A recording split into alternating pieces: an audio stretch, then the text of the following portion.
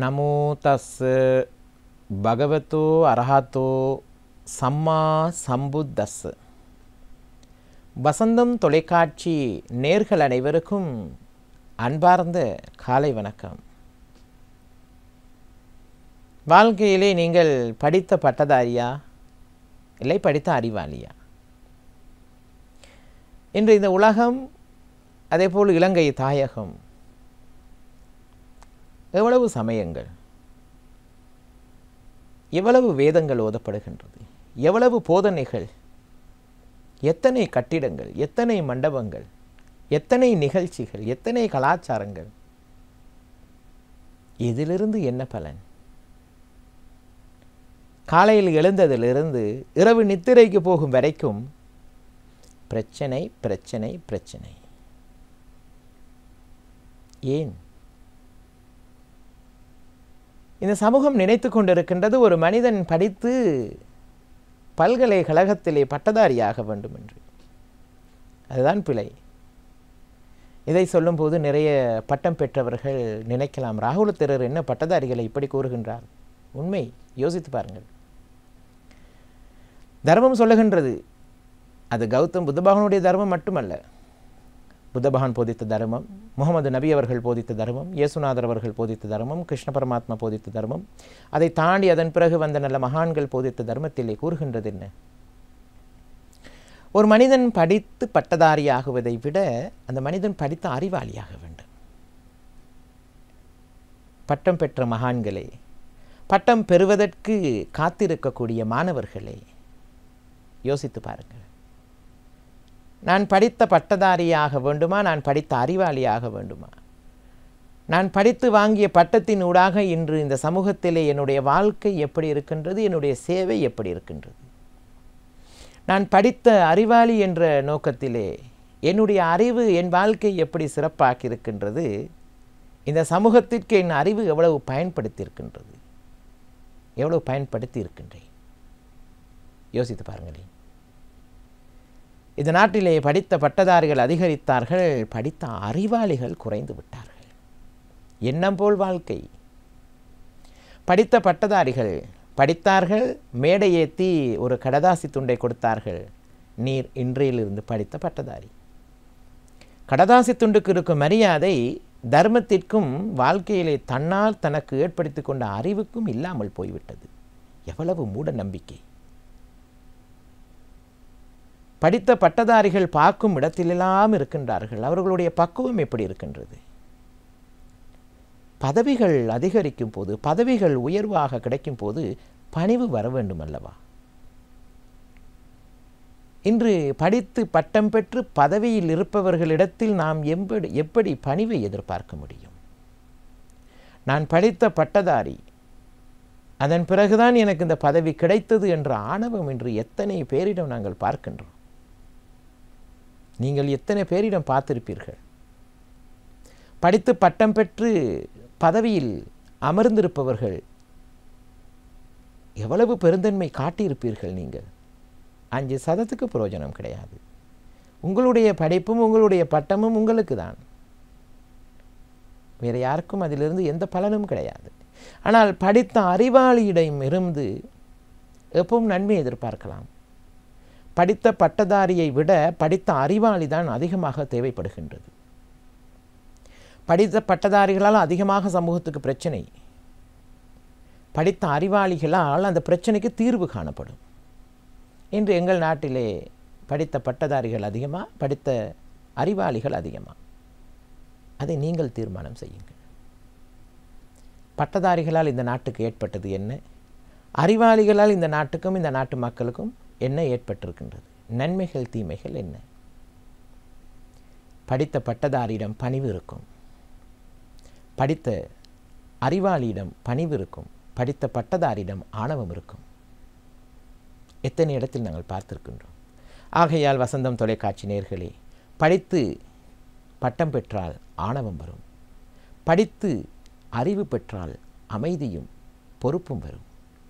நீங்கள் பட்டதாரியா, நீங்கள் அறிவாளியா? நீங்கள் தீர்மானியுங்கள். நன்றி கூறி விடைபெறுகின்றேன். வணக்கம்.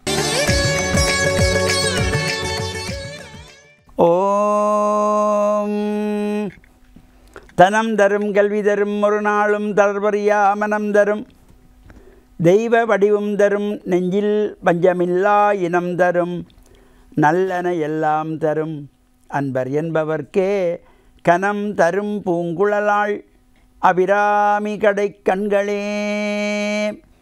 ஓம் நமச்சிவாய. மேன்மைகொள் சைவநீதி விளங்குக உலகமெல்லாம். நோயற்ற வாழ்வே குறைவற்ற செல்வம். அந்த நோய் நொடிகள் இல்லாத வாழ்வு இந்த உலக மக்கள் எல்லோரும் வாழ வேண்டும் என்று கலியுகத்தின் காந்தமலை ஜோதியாகிய சபரிமலை சுவாமி ஐயப்பனுடைய திருவடிகளை சிறந்தாழ்த்தி வசந்தம் தொலைக்காட்சி நேயர்கள் அனைவருக்கும் சர்வதேச இந்து மத குருபீடம் அகில இலங்கை சபரிமலை ஸ்ரீ சாஸ்தா பீடத்தின் சார்பில் இனிய காலை வணக்கங்களும் நல்லாசிகளும்.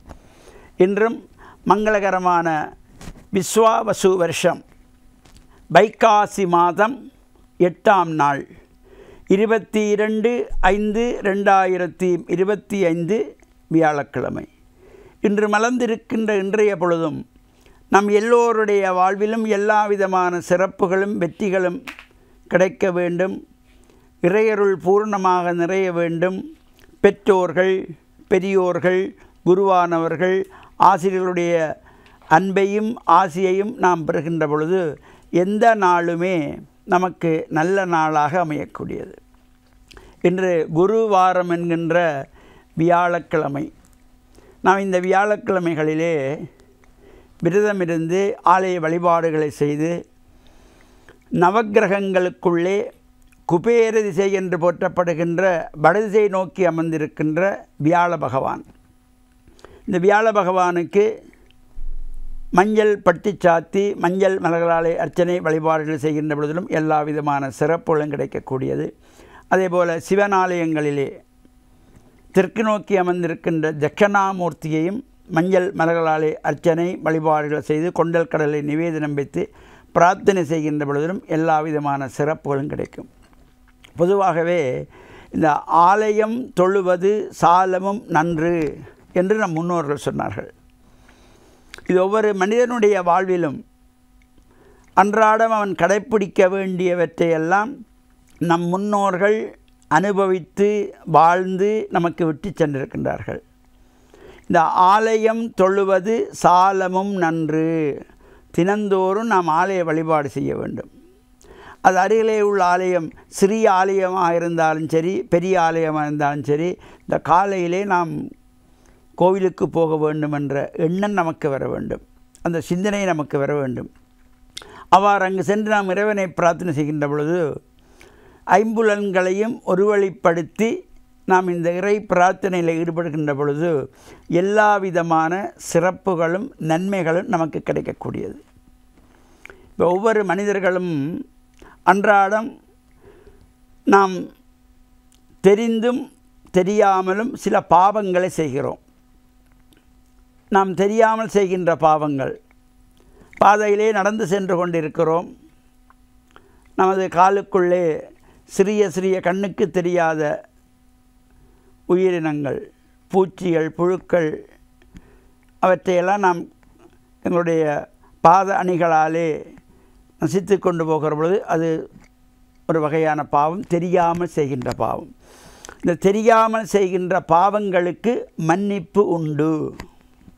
தெரிந்து செய்கின்ற பாவங்களுக்கு மன்னிப்பு கிடையாது. அதுக்கு இறைவனுடைய தண்டனை கிடைக்கும்.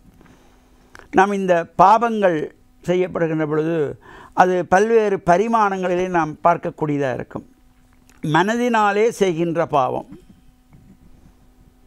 அதேபோல் கண்ணினாலே கண்கள் செய்கின்ற பாவம், காதுகள் செய்கின்ற பாவம், வாய் செய்கின்ற பாவம், கை செய்கின்ற பாவம் என்று இந்த ஒவ்வொரு வகையாக இப்போ சிலரை நாம் பார்த்து அவர் மனம் வேதனைப்படுகின்றபடி அல்லது நாம் சொல்லுகின்ற சொற்களினாலே அவர் ஒரு கவலை ஏற்படுகின்ற பொழுது அது இந்த வாய் செய்கின்ற பாவம். நாம் ஏசுகின்ற பொழுது அல்ல அவர்களை திட்டுகின்ற பொழுது அவர்களுக்கு ஏற்படுகின்ற அந்த மன அழுத்தம் காரணமாக அவர்கள் தங்களுடைய செயல்பாடுகளை கூட தொடர்ந்து செய்ய முடியாமல் இருப்பார்கள். அதேபோல் பார்க்கக்கூடாதவற்றை நாம் பார்ப்பது, இது கண்கள் செய்கின்ற பாவம். பேசக்கூடாத வார்த்தைகள் பேசுவது வாய் செய்கின்ற பாவம். கேட்கக்கூடாதவற்றை கேட்பது காதுகள் செய்கின்ற பாவம். உண்ணக்கூடாதவற்றை உண்ணுவது வயிறு செய்கின்ற பாவம். அன்றாடம் நாம் இந்த பாவங்கள் தெரிந்தும் தெரியாமலும் செய்து கொண்டிருப்போம். இவற்றிலிருந்து நாம் விடுபடுவதற்காகத்தான் இந்த 3 வேளை ஆலயங்களிலே குறைந்தபட்ச 3 வேளையாவது பூஜைகள் நடைபெற வேண்டும். காலை பூஜை, மதிய பூஜை, சாயங்கால பூஜை என்கின்ற வழிபாடுகள் அந்த 3 காலத்தில் நாம் சென்று வழிபாடு செய்வதற்கு எப்பொழுதெல்லாம் நமக்கு நேரம் கிடைக்கிறதோ அப்பொழுதெல்லாம் சென்று இறை வழிபாடு செய்கின்ற பொழுது எல்லா விதமான சிறப்புகளும் கிடைத்து வாழ்வில் உயர்வுகள் பெற்று பேரானந்த பெருவாழ்வு வாழ வசந்தம் தொலைக்காட்சி நேயர்கள் அனைவருக்கும் சர்வதேச இந்து மத குருபீடம் அகில இலங்கை சபரிமலை ஸ்ரீ சாஸ்தாபீடத்தின் சார்பில் நல்ல ஆசிகளை கோரிக்கொள்வதில் மனமகிழ்வு கொள்கிறோம். சர்வே ஜனாக சுகினோ பவந்து சமஸ்த சன்மங்களானி சந்து சுபம். அஸ்ஸலாமு அலைக்கும் வரஹ்மத்துல்லாஹி வபரகாத்துஹு.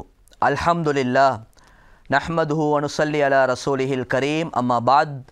ஃபகத் கால அல்லாஹு தஆலா பாத் அஊது பில்லாஹி மினஷ் ஷைத்தானிர் ரஜீம். பிஸ்மில்லாஹிர் ரஹ்மானிர் ரஹீம். யா அய்யுஹல்லதீன ஆமனு தக்குல்லாஹ ஹக்க துகாத்திஹ் வ லா தமூதுன்ன இல்லா வ அன்தும் முஸ்லிமூன். ஸதகல்லாஹு மௌலானல் அலீம். وقال رسول الله صلى الله عليه وسلم الدنيا سجن المؤمن وجنة كافر. صدق رسول الله صلى الله عليه وسلم. அன்பார்ந்த அல்லாஹ்வின் நல்லடியார்களே, பெரியார்களே, சகோதரர்களே, சகோதரிகளே, தாய்மார்களே, அன்பார்ந்த நேர்களே, ரப்புல் இஸ்ஸத் அல்லாஹ் ஜல்ல சுப்ஹானஹு வ தஆலா இந்த உலகத்தில் மனிதனையும் படைத்து மனிதனுக்கு அல்லாஹ் தஆலா ஒரு பெருமதியான ஒரு வாழ்க்கை திட்டத்தை அல்லாஹ் தஆலா கொடுத்திருக்கின்றான். இந்த பெருமதியான வாழ்க்கைண்டு வரக்கூடிய நேரத்தில் கியாமத்துடைய நாளையில் நபி ஸல்லல்லாஹு அலைஹி வஸல்லம் அவர்கள் சொன்னாங்க, மனிதன்ட்ட 4 கேள்விகள் கேட்கப்படுமாம். இந்த 4 கேள்விகள் கேட்கப்படாதவரை இருந்த இடத்தை விட்டும் அசைய முடியாது என்ற கருத்தை ஹஜ்ரத் ரசூலுல்லாஹி ஸல்லல்லாஹு அலைஹி வஸல்லம் அவர்கள் குறிப்பிட்டிருக்கிறார்கள். அதில் முதலாவது அல்லாஹ் கேட்கக்கூடிய கேள்வி என்ன தெரியுமா? உன்னுடைய வாழ்க்கையை எவ்வாறு கழித்தாய்? எங்களுக்கு தரப்பட்ட நேர காலங்கள், டைம் இஸ் கோல்ட். டைம்டு சொல்கிறது கோல்டு இல்லை, கோல்டை விட பொறுமதியானது. அல்லாஹ் அந்த நேரத்தை பற்றி, வாழ்க்கையை பற்றி கியாமத்தினால் எங்களுக்கு அல்லாஹ் கேட்பான். சுபஹானல்லாஹ். அப்போ அந்த வாழ்க்கையை நான் எப்படி கழிச்சு கொண்டிருக்கிறேன் என்பதை நாம் ஒவ்வொருத்தரும் சிந்திக்க கடமைப்பட்டிருக்கின்றோம். 2வது கேள்வி அல்லாஹ் கேட்பான், உன்னோட வாலிபத்தை நீ எவ்வாறு செலவழிச்சாய்? அது ஆண்களுக்கும் தான் பெண்களுக்கும் தான், 2 பேருக்கும் தான் கேட்கப்படும். அப்போ என்னோட வாலிபத்தை நான் எந்த வழியில் நான் செலவழித்து கொண்டிருக்கிறேன்? 3வது அல்லாஹ் கேட்கக்கூடிய கேள்வி என்னான்னு சொன்னால், நீ எந்த வழியில் சம்பாதிச்சாய், எப்படி சம்பாதிச்சாய், எந்த வழியில் அதை செலவழிச்சாய்? எங்களோட கொடுக்கல் வாங்கல், எங்களோட பொருளாதாரத்தை பற்றி கேட்பான் அல்லாஹ். சுப்ஹானல்லாஹ். 4வது கேள்வி, கொடுத்த அறிவை கொண்டு எப்படி நீ செயல்பட்டாய்? இங்கே உலகத்துடைய கல்வியை பற்றி கேட்கப்பட மாட்டிச்சு, மார்க்கத்துடைய கல்வி. சுப்ஹானல்லாஹ். இப்போ இந்த 4 கேள்வியை கேட்டு நாங்கள் அதுக்கு சரியான ஜவாபை கொடுக்காதவரை காலை அசைக்க முடியாது என்ற கருத்தை நபி ஸல்லல்லாஹு அலைஹி வஸல்லம் சொல்லுகிறார். இந்த 4 கேள்வியிலும் ஒரு முக்கியமான ஒரு பகுதி தான் எங்களோட வாலிபம். வாலிபம்னு சொல்கிறது அன்பார்ந்த அல்லாஹ்வின் நல்லடியார்களே ஒரு பெருமதியான ஒரு பருவம். இந்த வாலிபத்தில் அல்லாஹ் 2 விடயத்தை ஒரு மனிதனுக்கு அல்லாஹ் கொடுக்குறான். நபி அவங்க சொல்லியிருக்கிறாங்க, நிஅமத்தானி மக்பூன் ஃபீமா கஸீரு மினன் நாஸ். மனிதர்கள் அதிகமானவர்கள் இதில் பொடும்போக்குத்தனமாக இருக்கிறாங்க. அதில் முதலாவது தான் அஸ்ஸிஹா, உடல் ஆரோக்கியம். 2வது அல்ஃபரா, என்னது? ஓய்வு நேரம்னு சொன்னாங்க. இந்த வாலிபத்தில் யார் தாண்ட உடல் ஆரோக்கியத்தையும் ஓய்வு நேரத்தையும் வீணான முறையில் கழிப்பாங்களோ அவங்க வயசாகியதன் பின்னால் இதை பற்றி நினச்சி கை செய்தப்படுவாங்க. மௌத்தா போனால் அல்லாஹ் பாதுகாக்கணும். இந்த கேள்விக்கு சரியான ஜவாபை கொடுக்க இல்லாமல் போகும். அதனால் வாலிபம்னு சொல்கிறது அது ஆணாக இருக்கலாம், பெண்ணாக இருக்கலாம். எங்களோட ஓய்வு நேரங்கள், எங்களோட கால நேரங்கள் மிச்சம் பொறுமதியானது. சஹாபாக்களில் அதிகமானவங்க நபி ஸல்லல்லாஹு அலைஹி வஸல்லம் அவர்களுடைய தீனுக்கு உதவியாக இருந்தது சஹாபாக்களில் வாலிபர்கள் தான், வாலிப பெண்களும் தான். தாண்ட தீனுக்கு எந்த அளவுக்கு உதவியாக இருக்கலும், உடலால், பொருளால், தன்னுடைய அறிவால், எல்லா விஷயத்தாலையும் சஹாபாக்கள் என்ன செஞ்சாங்க? உதவியாக இருந்தாங்க. அப்போ எங்களோட வாலிபத்தை நாங்கள் எப்படி செலவழித்து கொண்டிருக்கிறோம், எந்த இடத்துல செலவழிக்கிறோம்? அதனால் அன்பார்ந்த அல்லாஹ்வின் நல்லடியார்களே தாய்மார்களே, எங்களோட பிள்ளைகளை வளர்க்கக்கூடிய நேரத்தில், வாலிப பருவத்தை அடையக்கூடிய நேரத்தில், அது ஆணாக இருக்கலாம் பெண்ணாக இருக்கலாம், முதலாவது நாங்கள் கொடுக்க வேண்டிய கல்வி என்ன தெரியுமா? முதலாவது கல்வி தாயிட மடிதான். முதலாவது கொடுக்க வேண்டியது வாலிபர்களுக்கு ஒழுக்கத்தை படித்து கொடுவேன். ஒழுக்கம்னு சொல்கிறது ஒரு முக்கியமான ஒரு பகுதி. யாருக்கிட்ட ஒழுக்கம் இல்லையோ அவன் எவ்வளோ பெரிய டிகிரி ஹோல்டராக இருந்தாலும் அல்லாட பார்வையில் அவன் நஷ்டவாளி தான். உலகம் அவனை தலையில் தூக்கி வச்சு ஆடேலும். ஆனால் அல்லாட பார்வையில் ஒழுக்கம் இல்லாதவன் என்ன நடக்கும்னு சொன்னால் அவன் மோசமானவன் தான். ஒழுக்கத்தை நாங்கள் படித்து கொடுக்கணும். ஒழுக்கம்னு சொல்கிறது ஒரு முக்கியமான ஒரு பகுதி. அதே மாதிரி எங்களோட வாலிபர்களுக்கும் தான், வாலிப பெண்களுக்கும் தான், அன்பான தாய்மார்களே, வெக்கத்தை படித்து கொடுக்கும். என்ன வெக்கம்? சுபஹானல்லாஹ், வெக்கம்னு சொல்கிறது ஈமான்ல ஒரு முக்கியமான ஒரு பகுதி. அந்த வெக்கத்தை நாங்கள் படித்து கொடுக்கணும். வெக்கம் இல்லாத சமுதாயம் பூமிக்கு மேலால் இருக்கும் வரையில் இஸ்லாத்துக்கு அது ஒரு பெரிய ஒரு நஞ்சி, முழு சமுதாயத்துக்குமே பெரிய ஒரு நஞ்சி. நபியவங்க ஐத்தான் சொன்னாங்க, அஹ்லாக்லே ஆகப்பெரிய உயர்ந்த அஹ்லாக் என்ன தெரியுமா?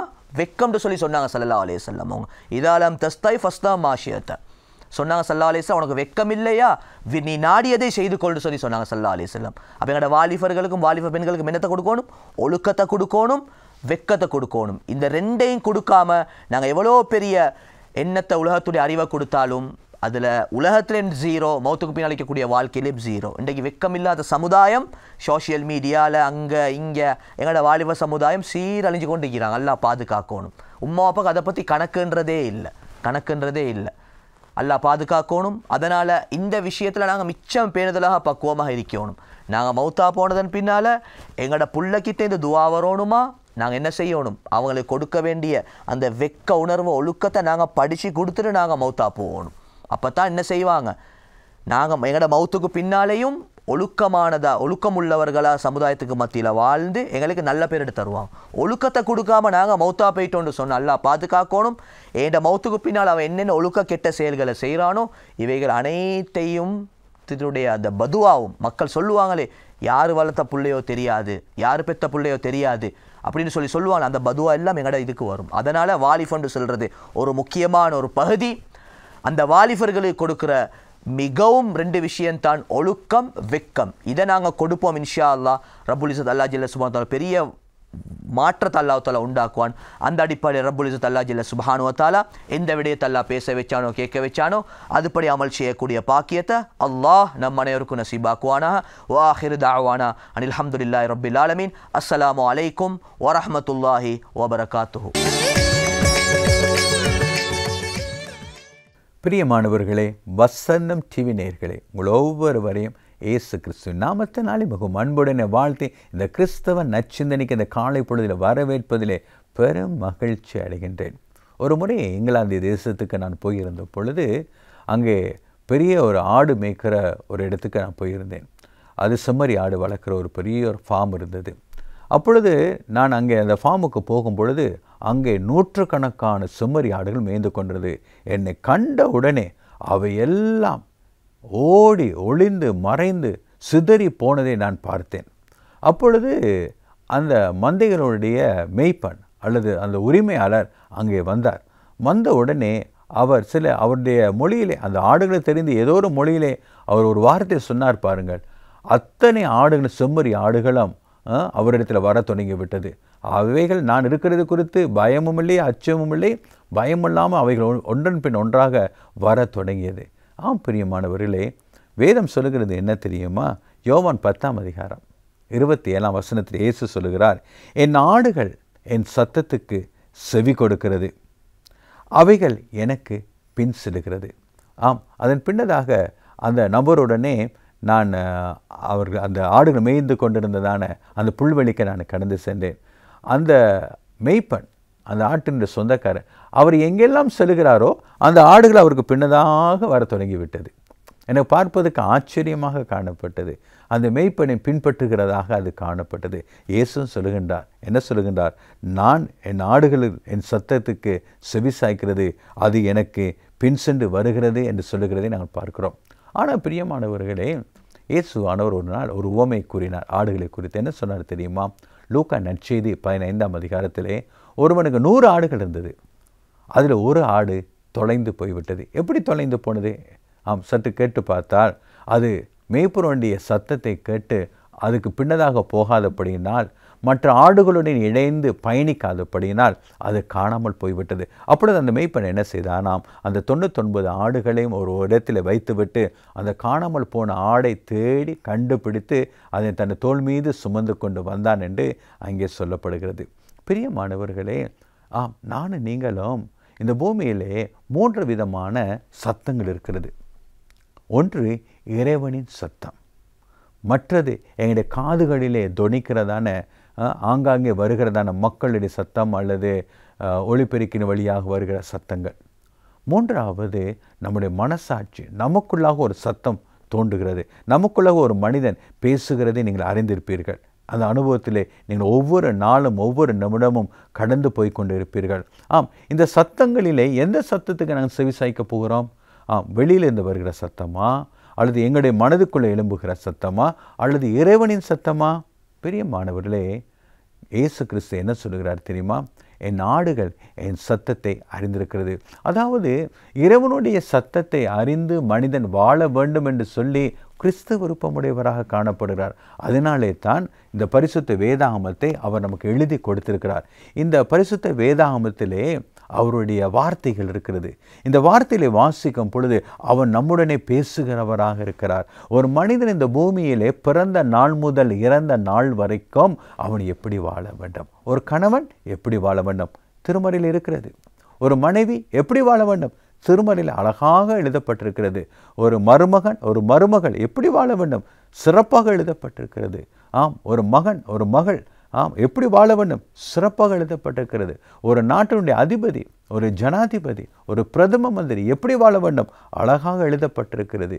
ஒரு நீதித்துறையிலே ஒரு நீதிபதி எப்படி நியாயம் விசாரிக்க வேண்டும், அழகாக எழுதப்பட்டு எங்களுக்கு கொடுக்கப்பட்டிருக்கிறது. ஒரு காவல்துறை அதிகாரி, ஒரு இராணுவ அதிகாரி எப்படி அவருடைய கடமையை செய்ய வேண்டும், அவையெல்லாம் எழுதி இங்கே கொடுக்கப்பட்டிருக்கிறது. ஆகவே ஒரு மனிதன் இறைவனுடைய வார்த்தைகளை வாசிக்க வாசிக்க வாசிக்க அவனுடைய வாழ்க்கையானது இறை சத்தத்துக்குள் அவன் போகிறவனாக அவன் காணப்படுவான். அந்த இறை சத்தமானது அவனை இறைவனை போல அவன் மாற்றி அமைத்து கொள்வதற்கு அது துணை புரிகிறதாய், அது உதவி செய்கிறதாய் காணப்படுகிறது. ஆகவே தான் கிறிஸ்து சொல்லுகிறார், என் ஆடுகள் என் சத்தத்தை அறிந்திருக்கிறது. பிரியமானவர்களே, நீங்கள் இறைவனுடைய சத்தத்தை அறிந்து விட்டீர்களா? அறிந்து கொண்டிருக்கிறீர்களா? அந்த சத்தம் உங்களை நோக்கி வருகிறதை உங்களால் புரிந்து கொள்ள முடிகிறதா? அநேக நேரங்களிலே நீங்கள் என்ன சொல்லுவீர்கள், முடியவில்லை என்று தானே சொல்லுவீர்கள். அதுதான் உண்மை, அதுதான் யதார்த்தம். காரணம், இந்த பூவுலக சத்தம் பல வடிவங்கள் நம்மை நோக்கி வருகிறது. சமூக வலைத்தளத்தின் வழியாக வருகிறது, தொலைக்காட்சியின் வழியாக வருகிறது, நண்பர்கள் சிநேகிதர்கள் குடும்பத்தின் வழியாக பல சத்தங்கள் நம்மை நோக்கி வந்து வண்ணமாகவே இருக்கிறது. அது ஒரு புறம், மறுபுறத்தில் எங்களுடைய மனசாட்சி நமக்குள்ளேருந்து பேசிக்கொண்டே தான் இருக்கிறது. இது நிமித்தமாக இறைவனுடைய அந்த மெல்லிய சத்தத்தை எங்களால் கேட்கக்கூடாது படிக்க இருக்கிறது. இதோ இறைவன் சொல்லுகிறார், மனிதா, உன்னுடைய கரங்களில் நான் திருமறை எழுதி கொடுத்திருக்கிறேன், இது நீ வாசிக்க வாசிக்க நான் உன்னுடனே பேசுவேன், உன்னுடைய வாழ்க்கை அழகாக வாழ்வதற்கு நான் உனக்கு துணை செய்வேன் என்று சொல்லுகின்றார். அப்படியான பிரியமானவர்களே, திருமறையை நாங்கள் நேசிப்போம், இதை வாசிப்போம், இதனை தியானிப்போம்.